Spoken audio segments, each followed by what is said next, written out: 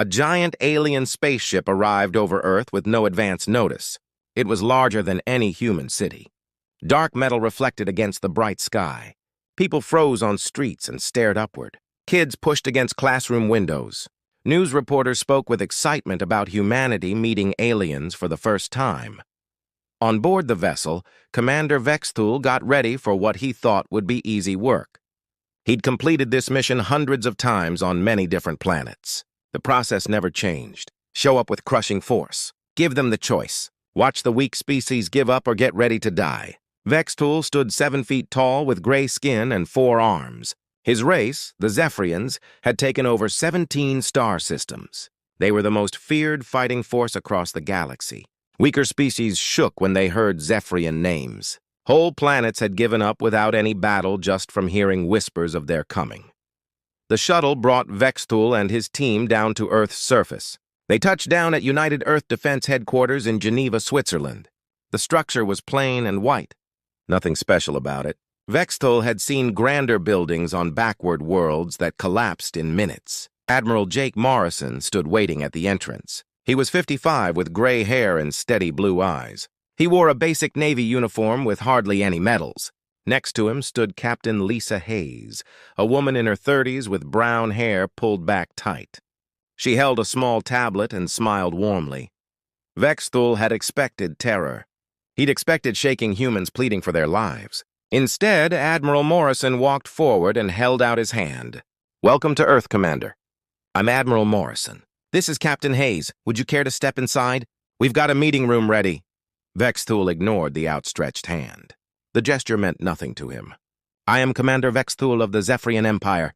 I bring a message from High Command." "Of course," Admiral Morrison said. His tone stayed calm and warm. "Please come with me." The meeting room was nothing fancy. A long wooden table surrounded by chairs, windows overlooking the city. No weapons in sight, no soldiers guarding the doors. Vexthul thought this was odd. Every other species had filled their leaders' rooms with armed troops when the Zephyrians showed up. Admiral Morrison pointed to a chair. "Sit anywhere you like. Can we get you something? Water? Coffee? We weren't certain what your species might need." Captain Hayes nodded. "Our scientists made several different options based on what we guessed about your biology. Nothing dangerous naturally, just different temperatures and minerals." Vexthul stayed on his feet. These humans weren't acting right. They should be scared. They should be demanding answers about why his ship filled their sky. Instead, they were offering him beverages like he was a welcome guest. "I didn't come for drinks," Vexthul said. His voice came out deep and rough. "I came to give you an ultimatum." "Yes, we figured as much," Admiral Morrison said. He took a seat at the table and placed his hands together. "We're listening." Captain Hayes took out her tablet and looked at Vexthul with interest, like she was getting ready to take notes in a regular business meeting. Vexthul pressed a device on his belt. Images appeared in the air over the table. Burning cities, wrecked fleets, captured populations working in mines and factories. The defeated worlds of the Zephyrian Empire. "See the fate of those who stood against us," Vexthul declared. 17 star systems kneel before Zephyrian strength. Hundreds of billions work for the Empire. Your species has blocked our expansion by living in space we need. Admiral Morrison examined the images with curiosity but no fear. "These are from your recent victories?" "The newest ones, yes. The Ilarians fought back for 3 days. The Kellans held out only 6 hours. All fell to our better technology and strategy." Captain Hayes tapped her tablet. "What were the populations of these worlds before you came?" The question caught Vexthul off guard. "Population? Why does that concern you?" "Just wondering," Captain Hayes said with that same friendly smile. "We like to grasp the full picture. The Ilarian system housed roughly 4 billion people. The Kellan worlds had 2 billion. And now they work for the Empire in whatever way we decide." Admiral Morrison nodded slowly. "I understand. And you're here to give us the same option?" "Option?" Vexthul spread his 4 arms wide. "There's no option. You'll surrender completely within 72 hours, or we'll show you why fighting back is pointless." 72 hours, Admiral Morrison repeated. "That's quite exact. Can that timeline adjust, or is it fixed?" Vexthul stared at the human admiral. This wasn't how these talks usually went. Leaders typically either broke down in fear or shouted about protecting their people. They didn't ask about schedule adjustments. The timeline is absolute, Vexthul said. When 72 hours end, if Earth hasn't surrendered, our battle fleet will turn your major cities to ash. Fighting will only make your species suffer more. Captain Hayes glanced up from her tablet. When you mention major cities, do you mean cities specifically, or would countryside areas also be hit? Why are you asking these questions? Vexthul demanded. You should be begging for mercy, not asking for attack details. Oh, we're not doubting what you can do, Admiral Morrison said quickly. We're just trying to understand everything. It's how we humans handle information. We like knowing all the facts before making big decisions. There's only one decision, Vexthul said. Surrender or perish. Yes, we get that, Captain Hayes said. She stood and walked to the window. Commander, before you go, would you mind seeing something? She turned her tablet toward Vexthul. The screen showed pictures of Earth. Kids playing in parks, families sharing meals, people walking dogs on city streets, students in classrooms, workers in offices and factories. These are the people you're planning to destroy, Captain Hayes said gently. Just wanted you to see them as real individuals before you make your final choice. Vexthul looked at the pictures. Every defeated species had families. Every world had children. This wasn't new. Yet something about how Captain Hayes showed it made him uneasy. Your emotional tactics are useless, Vexthul said. The Empire needs this system. Your species will submit or be wiped out. Understood, Admiral Morrison said. He stood and held out his hand again. Thank you for taking time to explain things to us, Commander. We appreciate the full 72 hours to think about our answer. Vexthul looked at the offered hand. Still, he didn't take it. You have 72 hours. Use them well. As the Zephyrian group prepared to leave, Captain Hayes called out, Commander, if you reconsider about that coffee, we'll be around. Vexthul turned back. Reconsider the coffee? The offer's still good if you want to talk more before the deadline. The alien commander left without answering. As his shuttle climbed toward the massive ship above, he kept thinking about the humans' strange actions. In his experience, species either gave up right away when faced with overwhelming power, or they started desperate war preparations. These humans seemed to be doing neither. They asked questions about schedules and target locations like they were organizing a work project. They offered refreshments to the being who'd just threatened to destroy their planet. They showed him photos of their families, as if that might change military orders. Back on his ship, Vexthul reported to Admiral Kethfor, the fleet leader. How did they react? Admiral Kethfor asked. Strangely, Vexthul admitted. They showed no fear. They asked specific questions about our tactics. They offered me coffee. Coffee? A human drink. They seemed more worried about being good hosts than about the fact that I'd just promised to wipe out their civilization. Admiral Kethfor thought about this. Perhaps they're simply in shock. Many primitive species can't understand the scale of destruction we represent. They'll grasp it better when we demonstrate our power. But as Vexthul went back to his quarters, he couldn't stop seeing Captain Hayes showing him pictures of human families. Not to beg for their survival, but simply so he could see them as people before choosing their fate. It was the strangest diplomatic meeting of his career, and somehow that made it the most disturbing. The Zephyrian war fleet appeared exactly 24 hours after Commander Vexthul delivered his warning. 300 ships materialized from hyperspace in perfect formation around Earth's solar system. Each vessel was built for destruction, designed to reduce whole worlds to burning ruins. Admiral Kethfor stood on the bridge of his flagship, the Devastator. He was older than Vexthul, with scars marking his gray skin from many battles. His 4 arms carried the ceremonial marks of a world breaker, a title earned by personally directing the conquest of living planets. Through the huge windows, Earth looked small and blue and peaceful. Admiral Kethfor had seen this view many times from other worlds. Soon it would change. The blue would shift to brown and gray as the air filled with smoke and ash. Admiral, his communications officer reported. We're getting a transmission from the planet already. Admiral Kethfor was surprised. Most species waited until the last moment before trying contact. Are they ready to give up? Unknown, sir. The message is unusual. Show it. The main screen displayed a simple text message in multiple languages. Admiral Kethfor translated it to Zephyrian. "Welcome to Solar System. Please keep safe distances from civilian traffic. Emergency services are ready if needed. Have a pleasant visit. Earth Traffic Control." Admiral Kethfor read the message 3 times. "Traffic Control. Yes, sir. They seem to be treating our fleet as visitors." "Visitors?" Admiral Kethfor's voice rose. "We're an invasion armada. Where are their defense fleets? Where are their desperate begging messages?" His tactical officer, Commander Zdar, studied the sensor readings. "Sir, I'm detecting very little military activity on the planet's surface. Some orbital platforms, but they seem to be running normal operations." "Normal operations." Admiral Kethfor moved to the tactical display. "Show me their military positions." The holographic display revealed Earth's defense installations. Space stations, moon bases, orbital platforms. Everything was clearly visible. Nothing hidden. The human military seemed to be going about regular business. "Sir," the communications officer interrupted, "we have another transmission." This time, the screen showed a human face, an older man in a plain uniform sitting at a desk. Behind him, other humans worked at computer stations as if nothing unusual was happening. "Greetings, alien fleet. This is Colonel Dan Parker, Moon Base Commander. We hope your trip here was smooth. If any of your vessels need maintenance or supplies, please contact our logistics team. We want to make sure your stay in our system is safe and productive."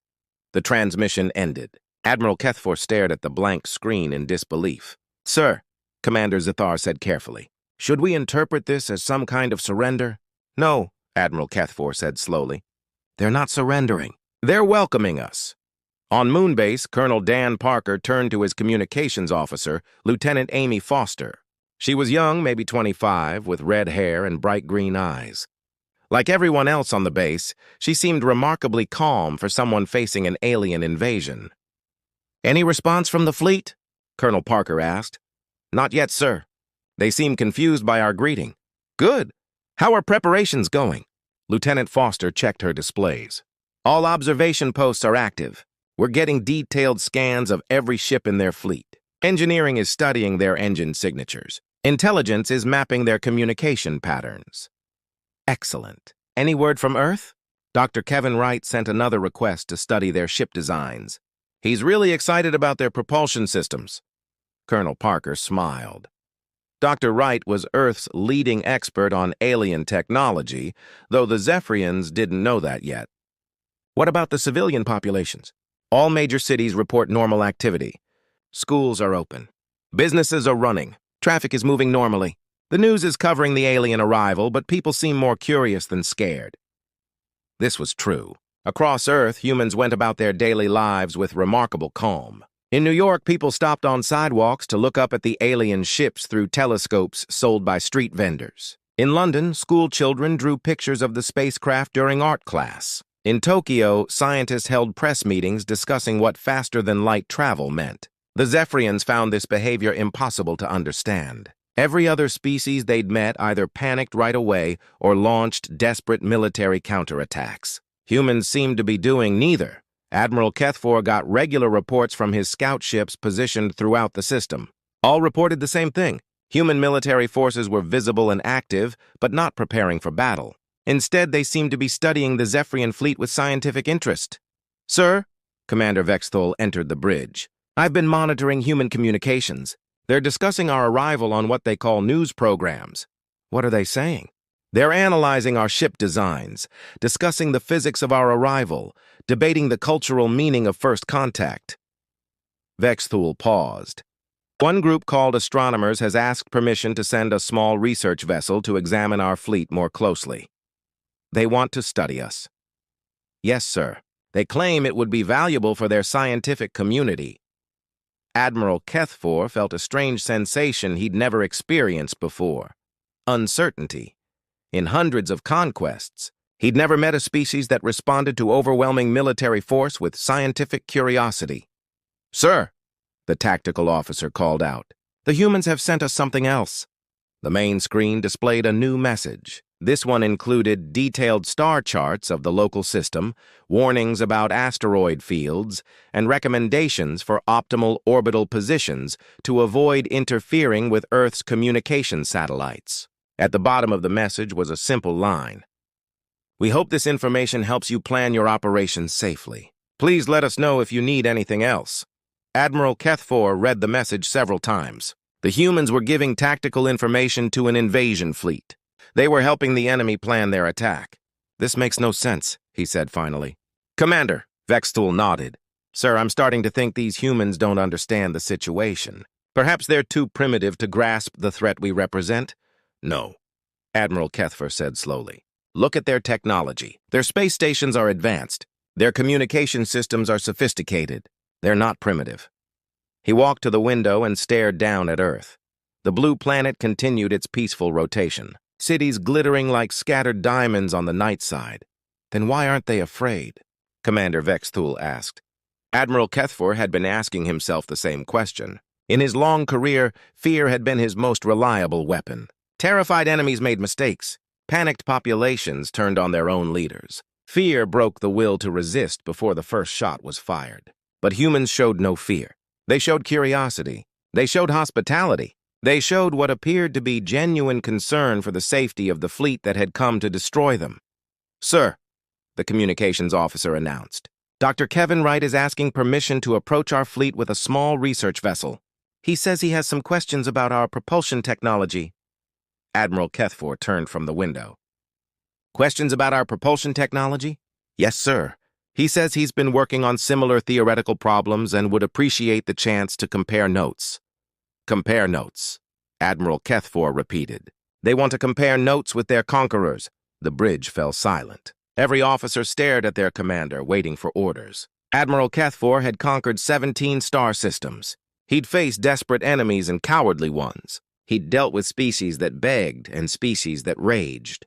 But he'd never faced a species that wanted to compare notes. "Sir," Commander Vexthul said quietly.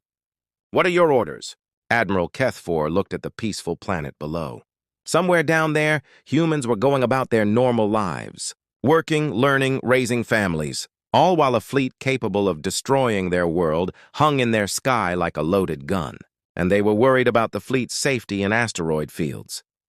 "Maintain position," Admiral Kethfor said finally. "Continue monitoring their communications. I want to understand what we're dealing with before we proceed." "Yes, sir."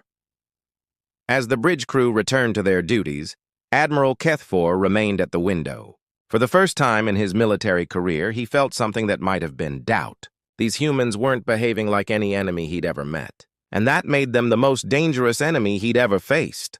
Admiral Kethfor grew tired of waiting. 48 hours had passed since his fleet arrived, and the humans continued to act as if nothing was wrong. They sent daily traffic reports. They offered technical help. They even transmitted weather forecasts for the fleet's orbital positions. It was time to show Zephyrian power. "Commander Vexthul," Admiral Kethfor called, "prepare a demonstration strike. Select a military target that will show these humans what we can do." "Yes, sir." Vexthul studied the tactical displays. "I recommend the installation in the Australian continent. Intelligence says it's a major military research facility." "Excellent. Use 50 ships. Complete destruction. Make sure the humans understand this is only a warning." The strike force moved into position above the Australian outback. The target was a collection of buildings and structures spread across several kilometers. Heat signatures showed significant activity below ground. Captain Zorak commanded the strike force from his destroyer. He'd participated in hundreds of such demonstrations. The pattern was always the same. Overwhelming firepower would reduce the target to molten glass. The defending species would panic. Leaders would beg for mercy. "Surrender would follow quickly. All ships, prepare firing solution," Captain Zorak ordered. "Target the central complex. Maximum yield." 50 Zephyrian warships fired simultaneously. Energy beams powerful enough to crack continents struck the Earth installation. The explosion was visible from orbit, a brilliant flash that turned night to day across half the continent. When the light faded, nothing remained but a crater of melted rock and twisted metal. Captain Zorak smiled with satisfaction. The demonstration had been perfect. Now they would wait for the humans to respond with terror and surrender. 6 hours later, human news networks began reporting the incident. "A tragic mining accident in the Australian outback has claimed an unknown number of lives," the news anchor said, her voice sad but calm. The experimental mining equipment appears to have failed catastrophically, creating an explosion visible from space. Captain Steve Johnson, a spokesperson for Earth Defense, appeared on screen. He was a middle-aged man with kind eyes and a gentle manner. "We want to thank the international community for their thoughts and prayers during this difficult time," he said. "The families of the affected mining company employees are in our hearts. We're conducting a full investigation into the equipment failure to prevent similar accidents in the future." Captain Zorak watched the broadcast in disbelief. Mining accident, equipment failure. They were describing a military strike as an industrial mishap. He contacted Admiral Kethfor immediately. "Sir, the humans aren't acknowledging our attack. They're claiming it was a mining accident." "A mining accident?" Admiral Kethfor's voice carried through the communication system. "They can't be serious." "They appear to be completely serious, sir. They're treating it as a workplace safety incident." Admiral Kethfor felt his frustration growing. Every other species recognized orbital bombardment when they saw it. The humans seemed determined to misunderstand even the most obvious demonstration of force. "Very well," Admiral Kethfor said. "If they want to pretend they don't understand subtle warnings, we'll be more direct.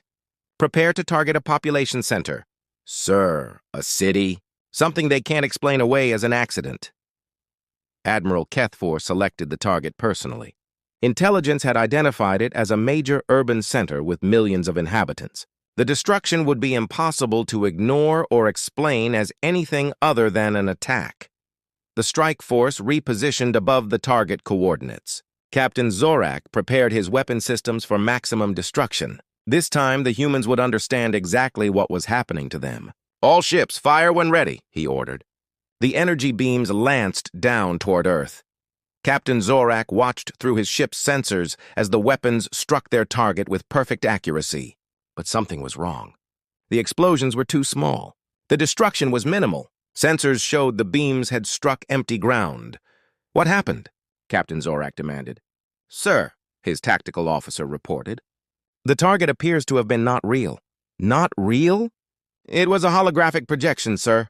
A very sophisticated one. We destroyed an empty valley." Hidden in the mountains near the fake city, Captain Ruth Collins watched the alien attack through high-powered telescopes. She was a small woman with short black hair and sharp eyes. Around her, a team of technicians monitored various instruments and recording equipment. "Phase 1 complete," she said into her radio. "They took the bait." "Understood," came the reply from Admiral Morrison. "How did they perform?" "Exactly as predicted. 50 ships, coordinated fire pattern, maximum yield setting. We got detailed readings on their weapon systems, targeting methods, and tactical coordination. Excellent work. Ruth, pack up and move to the next observation post." Captain Collins and her team began taking apart their equipment. They had work to do. The aliens had just provided invaluable intelligence about their military capabilities, and that information needed to be analyzed quickly. Across Earth, similar teams were getting ready for the next phase of data collection. Admiral Kethfor received Captain Zorak's report with growing anger. The humans had somehow created a fake city, convincing enough to fool Zephyrian's sensors. They'd tricked his fleet into attacking an empty valley. "Sir," Commander Vexthul approached carefully, "this suggests a level of technological sophistication we didn't expect." "Yes," Admiral Kethfor agreed grimly. "These humans are more advanced than they appear." He studied the tactical displays showing Earth's surface. How many other installations were fake? How much of what they thought they knew about human capabilities was deception?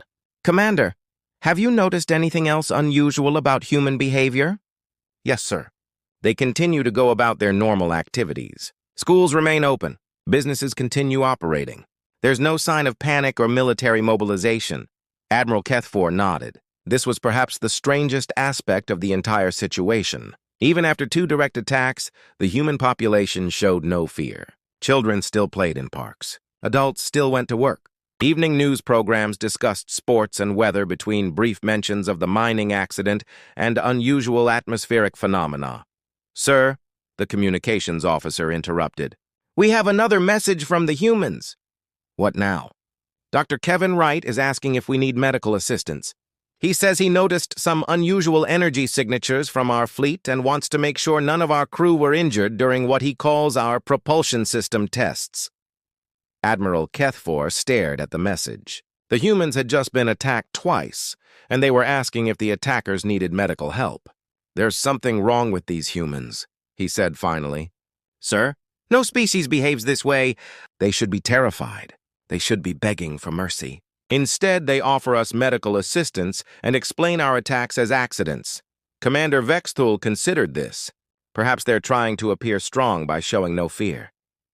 "No," Admiral Kethfer said. "This is something else. Something we've never encountered before." He walked to the window and looked down at Earth. The planet seemed so peaceful, so normal. City lights twinkled in the darkness. Weather patterns swirled in the atmosphere. Ships moved through the oceans following ancient trade routes. It looked exactly like every other inhabited world he'd conquered. But the people were completely different. "Sir," the tactical officer called out, "we're receiving detailed astronomical data from the humans. They're warning us about a solar flare that will occur in 18 hours. They recommend we adjust our orbital positions to avoid interference with our electronics." Admiral Kethfor closed his eyes. The enemy was giving them advanced warning about space weather hazards. They were trying to protect the fleet that had just attacked them twice. "Commander Vexthul," he said quietly, "in all your experience, have you ever met a species that tried to help their conquerors?" "No, sir, never." "Neither have I." Admiral Kethfer opened his eyes and looked at his reflection in the window. "And that's why I'm beginning to think we're not the conquerors in this situation." "Sir?" "I think, Commander, that we may be the ones being conquered. We just don't know it yet." Below them, Earth continued its peaceful rotation, and humans continued their incomprehensible behavior of treating their would-be destroyers with kindness and concern. Admiral Kethfor decided to end the strange game the humans were playing. If they wanted to pretend his attacks were accidents, he would give them something impossible to ignore. He would deploy ground forces to major Earth cities and demand surrender face-to-face. "Prepare landing parties," he ordered Commander Vexthul. "Deploy shock troops to 10 major population centers. Full combat gear. These humans won't be able to explain away armed soldiers in their streets." "Yes, sir." "Which cities should we target?" "The largest ones. New York, London, Tokyo, Berlin, Moscow. Places where millions will see our forces and understand that resistance is hopeless." The Zephyrian shock troops were the elite of the Empire's military. Each soldier stood 8 feet tall, enhanced with genetic modifications that made them stronger and faster than any natural creature. They wore powered armor that could stop bullets and energy weapons. Their training had prepared them for every form of resistance. What they weren't prepared for was Lieutenant Colonel Ben Murphy. The first landing craft touched down in Central Park, New York City. Steam rose from the heated metal as the doors opened. 20 Zephyrian warriors stepped out, their weapons ready, expecting to face either cowering civilians or desperate human soldiers. Instead, they found a man in work clothes standing next to a maintenance truck. He was maybe 40 with brown hair and a friendly face. He held a clipboard and wore a tool belt around his waist. "Excuse me," Ben Murphy said politely, "but you're blocking a scheduled infrastructure inspection. Could you move your ship about 50 feet to the left?" The Zephyrian squad leader, Captain Morik, stared at the human through his helmet's display. This wasn't how ground invasions were supposed to begin. "I am Captain Morik of the Zephyrian Empire," he announced, his voice amplified by his armor's speakers. "You will surrender immediately or face destruction." Ben Murphy scratched his head and looked at his clipboard. "I'm sorry, but I'm not really sure what you want me to surrender. I'm just here to check the water pressure in the subway system. The city scheduled this maintenance for today." "Surrender your city!" Captain Morik shouted. "Surrender your planet." "Oh," Ben Murphy said, as if understanding for the first time. "You're with that fleet up there.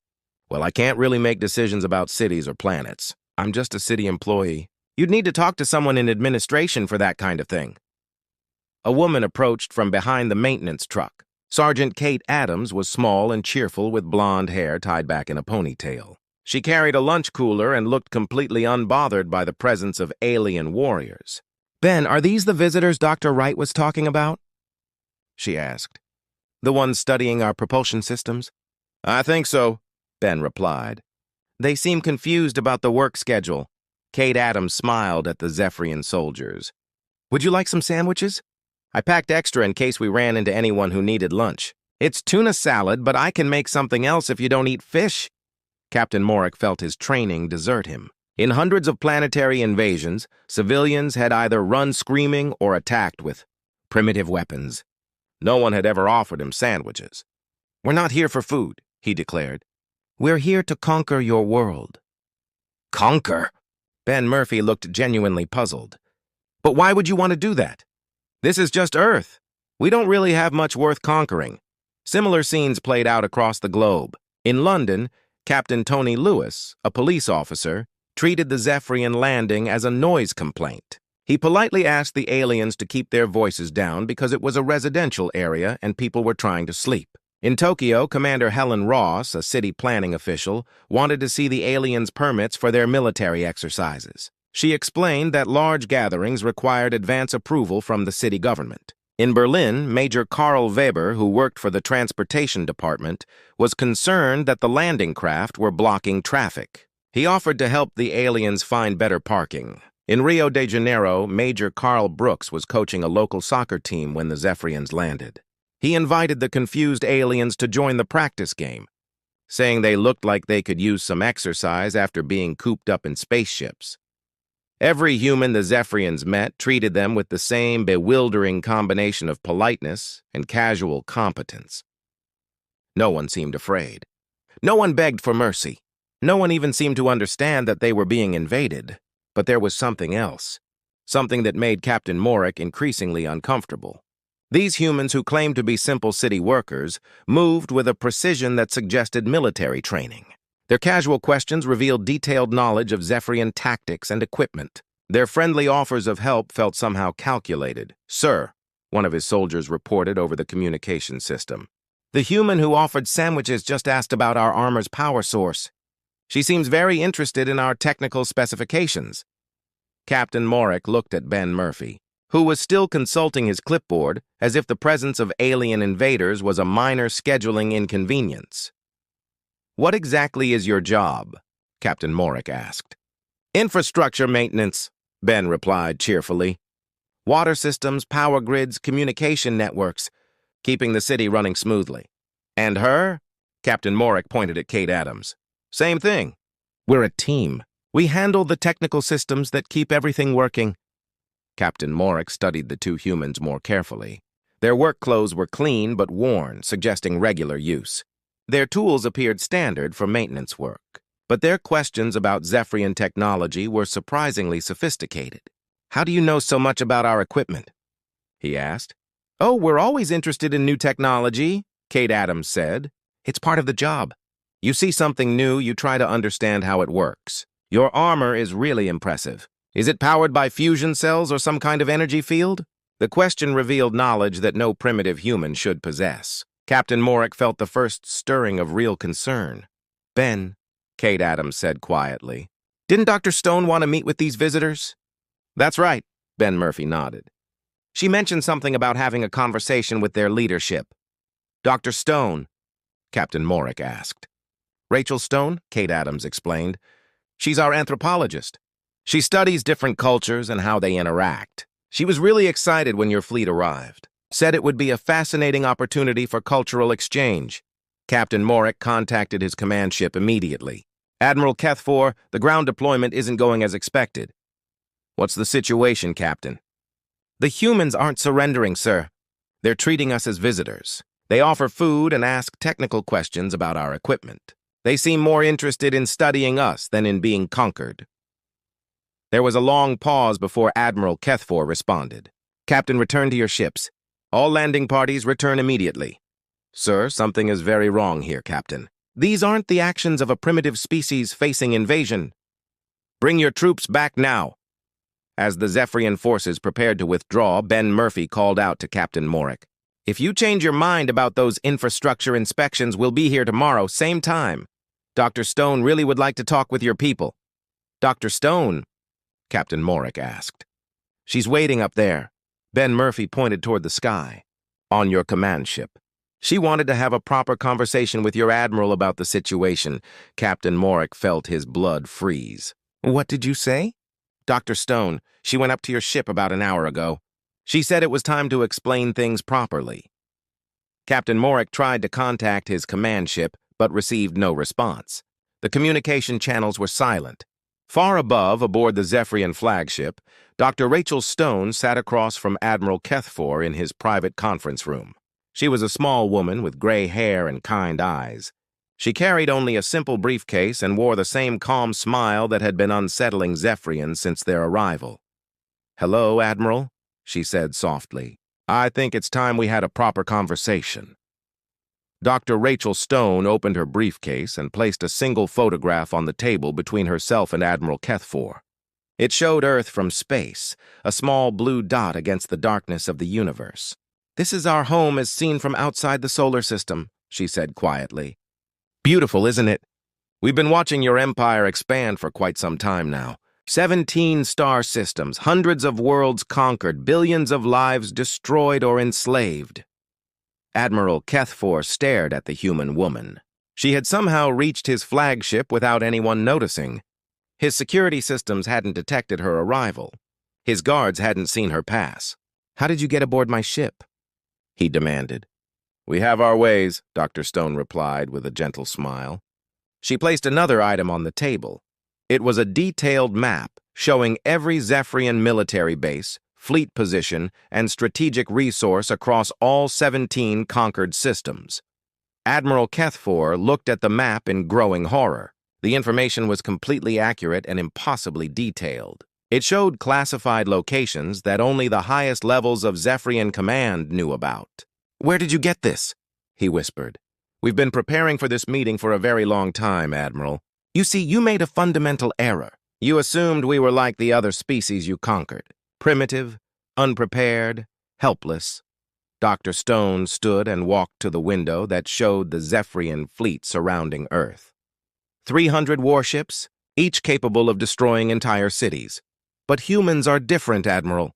We don't just react to threats. We plan for them, sometimes for many years. "That's impossible," Admiral Kethfor said. "Your species only achieved spaceflight recently. You have no interstellar empire, no military presence beyond your own system." "That's what we wanted you to think," Dr. Stone replied.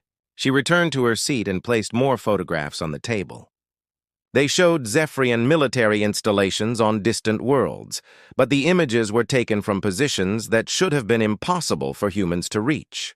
12 of the 17 systems you conquered had human observation posts,